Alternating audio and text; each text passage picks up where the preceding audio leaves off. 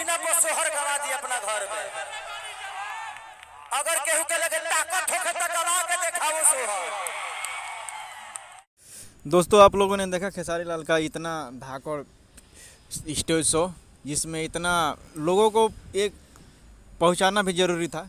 जो भी अपने फैमिली से प्यार नहीं करते हैं, जो अपने फैमिली की बात नहीं मानते, अपने फैमिली से दूर रहते हैं, उन भाई को दुख लगा होगा बहुत इस चीज़ का कि खेसारी लाल ने ऐसे बोल दिया।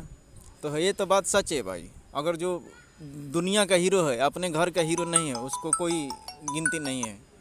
अपने घर का हीरो पहला होना ज़रूरी है, तभी दुनिया वाले के नज़र में हीरो रहेगा।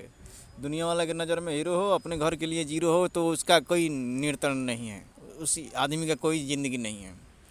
तो इसलिए ये बोले हैं, कोई गलत नहीं बोले हैं खेसारी लाल भाई, कोई गलत बात नहीं है, सही बात है।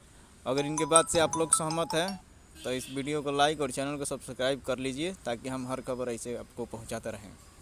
ये हकीकत है भाई, क्योंकि ये मर्दानगी होता है जिसके प्यार